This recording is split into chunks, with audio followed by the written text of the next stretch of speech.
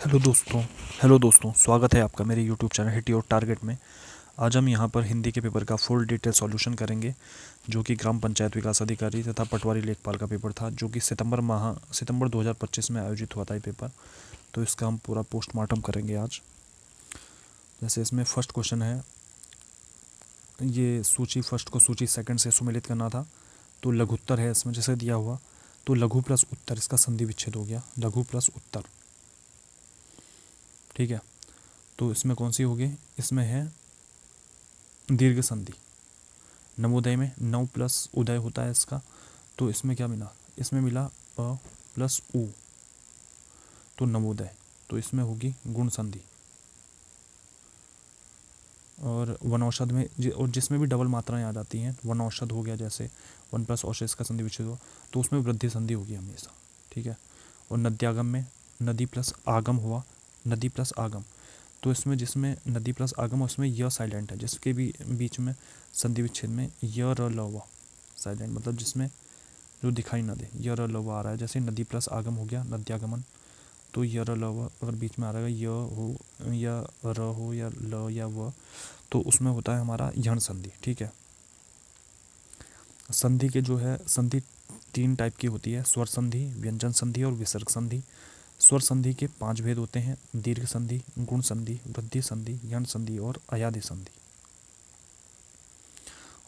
व्यंजन संधि में बीच में हलंत आ जाता है। जैसे व्यंजन संधि का एग्जाम्पल है, जैसे कि सज्जन, हमने लिखा सज्जन, तो इसका संधि विच्छेद हो गया सत हलंत प्लस जन, सज्जन।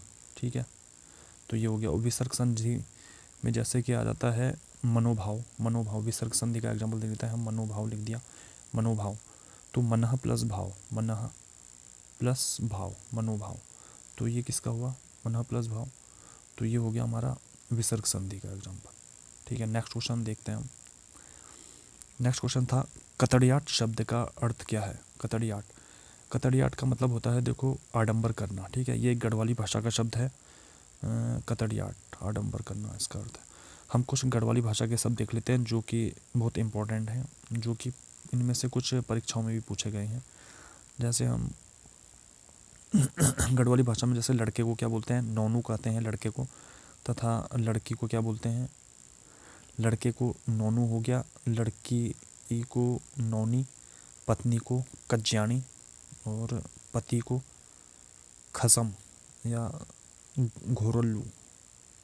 ठीक है, और जंगल को डांडा, कष्ट में चिल्लाना, बकरा उसे बकारणू कहते हैं, बकारुण, कष्ट में चिल्ला रहा है कोई। और ओडो क्या? सीमा का विभाजक चिन्ह होता है। ठीक है, ओडो। गाड़ियों की आवाज़ को क्या बोलते हैं? घुंघ्याट आ रही है, घुंघ्याट हो गया। फिसलने वाला, तो उसको चिफलू कह दिया। और गुड़ के टुकड़े को क्या कहते हैं? ठुंगार। ठीक है। और धन्यवाद या सुखी रहो, और किसी को कहा कि सदा सुखी रहो, तो जुगराज रैया कहते हैं, गढ़वाली भाषा में क्या कहते हैं? जुगराज रैया।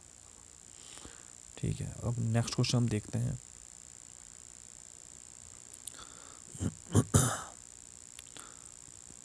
निम्न में से दंत्योष्ठ वर्ण कौन सा है? दंत्योष्ठ मतलब जिसमें दांत और ओष्ठ हो, उसे हम दंत्योष्ठ कहते हैं।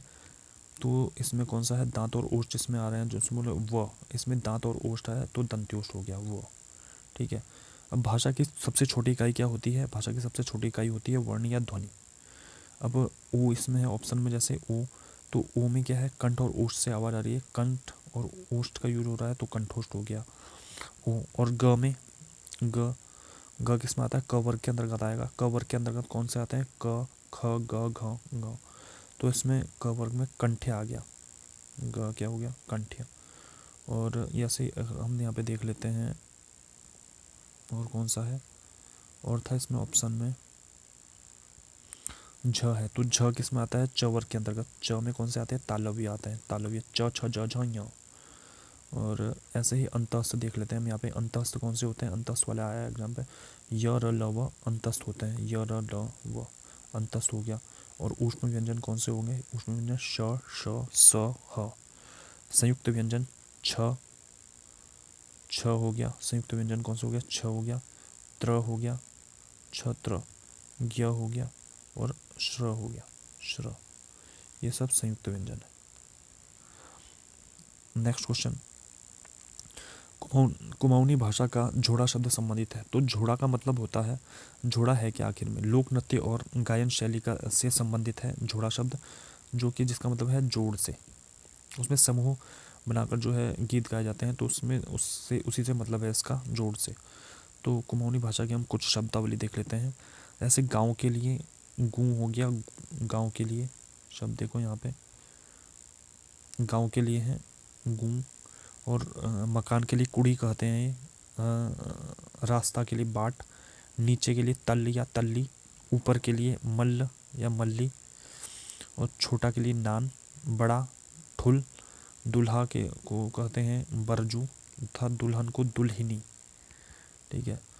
और माता के लिए ईजा कहते हैं, माता को ईजा कहते हैं, पिता को बाजू या बबा, बड़ा भाई ददा या दा, भाभी को बौजू, बेटा को चेल, बेटी चेली, मौसी कैंजा, मौसी को के लिए कैंजा शब्द का यूज, कैंजा कहते हैं मौसी को, तब बुआ को फूफू, और फूफा को भिना, भिना हो गया था, देवर को द्योर, तथा ससुराल को पंज्यालो कहते हैं, कुमाऊनी भाषा में ससुराल को पंज्यालो।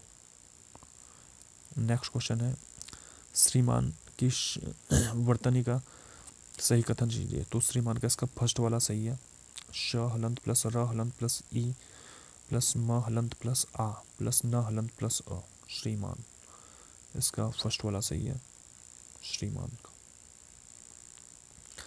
नेक्स्ट क्वेश्चन, उदाहरण चिन्ह कौन सा है इसमें से। हम चिन्हों को हम पूरा डिटेल में समझेंगे यहाँ पे। जैसे कि उदाहरण चिन्ह है, इसका है उदाहरण चिन्ह,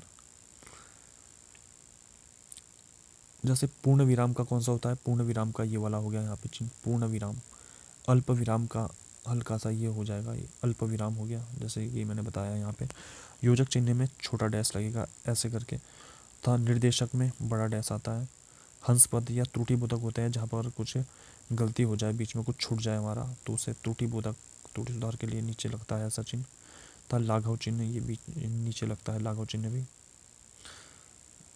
जैसे लाघव चिन्ह उसमें लगता है, जैसे कृप ऊ लिखा रहता है पेपर में, तो कृपया पृष्ठ पलटिए होता है उसका, कृपया पृष्ठ उलटिए ऐसा होता है उसका मतलब। यहाँ पे इसका ऑप्शन में अर्धविराम का देखो ये वाला है, इसका ऑप्शन बी होगा। नेक्स्ट क्वेश्चन, एक भारतीय आत्मा किस कवि को कहा जाता है। तो ये माखनलाल चतुर्वेदी को कहा जाता है एक भारतीय आत्मा। नेक्स्ट क्वेश्चन, प्रसिद्ध साहित्यकार मथुरा मठपाल के संबंध में इनके कथनों पर विचार कीजिए, इनको देख लेना आप। तो इसके जो है सभी उत्तर सही थे, सभी कथन सही थे इसके। नेक्स्ट क्वेश्चन, चितेरा शब्द का तत्सम शब्द बताइए। चितेरा का मतलब होता है, इसका है चित्रकार, चितेरा शब्द का तत्सम चित्रकार हुआ। बगड़ किसे कहते हैं, बगड़ नदी किनारे समतल स्थान को हम बगड़ कहते हैं। नेक्स्ट क्वेश्चन था, बादल राग जो है कविता किसने लिखी, बादल राग है, बादल राग के सूर्यकांत त्रिपाठी निराला, बादल राग के सूर्यकांत त्रिपाठी निराला जी हैं। था कवितावली किसकी, गीतावली, कवितावली ये सब किसकी है, तुलसीदास जी की हैं।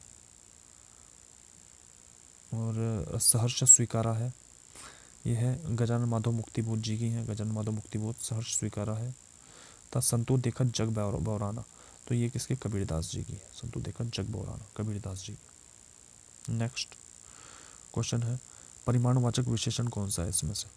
इसमें दिया है इसने परिमाणवाचक विशेषण कौन सा है, माणी, तो माणी है इसमें परिमाणवाचक। अब क्यों है माणी, मण की बात कर रहा है, जैसे माणी मण, तो इसमें अब विशेषण कितने प्रकार का होता है, विशेषण 4 प्रकार का होता है। देखो सार्वनामिक विशेषण हो गया, गुणवाचक विशेषण हो गया, संख्यावाचक हो गया और परिमाणवाचक हो गया। अब सार्वनामिक विशेषण में क्या आएगा, मतलब कि यह मकान मेरा है, जैसे किसी ने बोल दिया कि यह मकान मेरा है, तो उसमें यह आ रहा है ना शुरू में, तो ये सार्वनामिक विशेषण हो गया, विशेषता बता रहा है उसकी।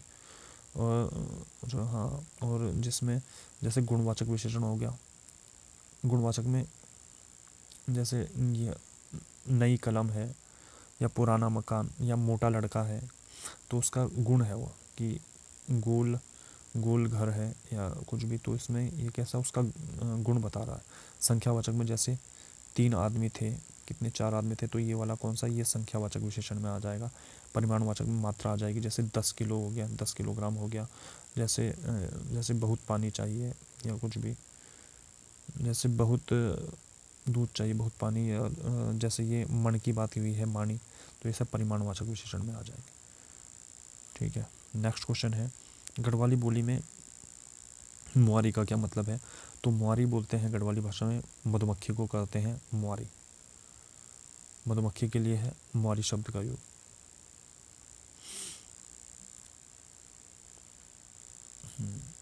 मुआरी, और बहू के लिए है बुआरी।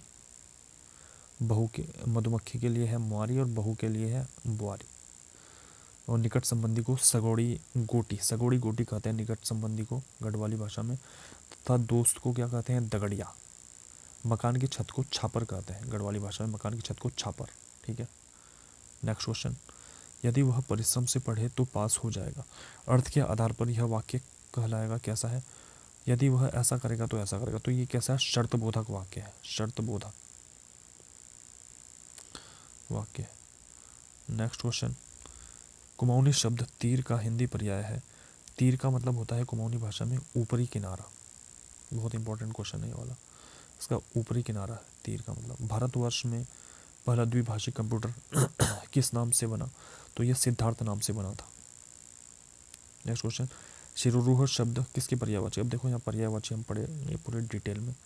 शिरोरूह के पर्यायवाची होते हैं, देखो बाल होता है, बाल का पर्यायवाची शिरोरूह। बाल है, कुंतल है, अलक है, जुल्फ है, था कच्छ है। किसका? कच्छ है इसका। ठीक है, कच्छ, बाल, कुंतल, अलक, जुल्फ, तो ये किसके हैं? शिरोरूह के पर्यायवाची हैं। था कनक का पर्यायवाची कैसे? कनक का स्वर्ण है, सोना, कंचन, हेम, हाटक। था ताम्रस, ताम्रस वाला आया है पेपर में, ताम्रस हो गया, हेम हो गया, हाटक हो गया, कंचन हो गया, स्वर्ण हो गया। था ये ये कंज के पर्यायवाची क्या है? कंज, कमल का पर्यायवाची कंज, कमल हो गया, उत्पल हो गया, ताम्रस भी है इसका। था कुशेषय है, जलज है, जलज है इसके पर्यायवाची है। कंज के पर्यायवाची, कमल के पर्यायवाची। कूल का पर्यायवाची ठंडा हो गया, सर्द हो गया, ताजा हो गया। नेक्स्ट क्वेश्चन, कोई भाषा, कोई मानक भाषा जब शासन के कार्यों में प्रयुक्त होती है तो उसे कहते हैं, तो उसे हम कहते हैं राजभाषा। क्या होती है राजभाषा आखिर में? इसको हम पढ़ते हैं हम डिटेल में। देखो राजभाषा वो होती है, सरकारी कामकाज होते हैं जिस भाषा में, ठीक है, सरकारी कामकाज हो गया, संसद और अदालती कार्यों में प्रयुक्त भाषा होती है राजभाषा, उसे हम राजभाषा कहते हैं। था राष्ट्रभाषा क्या होती है? वह भाषा जिसे देश के अधिकांश नागरिकों द्वारा बोला, समझा और उपयोग किया जाता है, उसे हम राष्ट्रभाषा कहते हैं। तथा जिसमें सरकारी कामकाज होते हैं उसे हम राजभाषा कहते हैं। ठीक है, नेक्स्ट क्वेश्चन,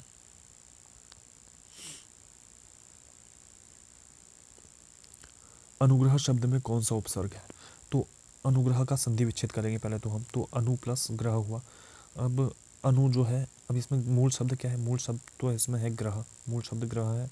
था अनु क्या है? अनु इसमें आगे से जुड़ा हुआ है, तो इसमें क्या हो गया? ये उपसर्ग हो गया। मूल शब्द में जो जुड़ते हैं था उसका अर्थ जो उसमें के अर्थ को परिवर्तित कर देते हैं, तो वो क्या होते हैं? वो होते हैं हमारे उपसर्ग हो गए। मूल शब्द में जुड़ा हुआ है अनु, तो अनुग्रह। अनुग्रह का विलोम भी एग्जाम में पूछा गया था किसी, तो अनुग्रह का विलोम होता है विग्रह। ठीक, अनुस्मारक को कहा जाता है, अनुस्मारक को कहते हैं हम स्मरण पत्र, स्मरण पत्र भी कहते हैं। अब क्यों कहते हैं इसको स्मरण पत्र? होता क्या है आखिर में अनुस्मारक? अनुस्मारक देखो वो होता है जो किसी पहले भेजे गए पत्र का अगर समय उत्तर पर न मिले तो कार्यवाही न होने पर उस मामले को याद दिलाने के लिए होता है ये अनुस्मारक पत्र। ठीक है, तो दोबारा भेजा जाता है, इसे स्मरण पत्र भी कहते हैं अनुस्मारक पत्र को। तथा और जो ये परिपत्र है इसमें दिया हुआ, परिपत्र किसे कहते हैं फिर? परिपत्र देखो ये परिपत्र होता है, जो परिपत्र है ये एक ऐसा पत्र है जो किसी संगठन, विभाग या कार्यालय द्वारा एक साथ कई अधीनस्थ कार्यालयों, अधिकारियों व कर्मचारियों को एक ही सूचना भेजी जाएगी, एक ही सूचना, आदेश या निर्देश के प्रसार के लिए जारी किया जाता है। मतलब एक ही भेजा ऊपर से और ये सबको गया, तो ये किसका है? तो ये हुआ परिपत्र हुआ हमारा। ठीक है, और स्मरण पत्र तो वही हो गया, अनुस्मारक पत्र हो गया, स्मरण पत्र हो गया। ठीक है, वीडियो देखने के लिए धन्यवाद।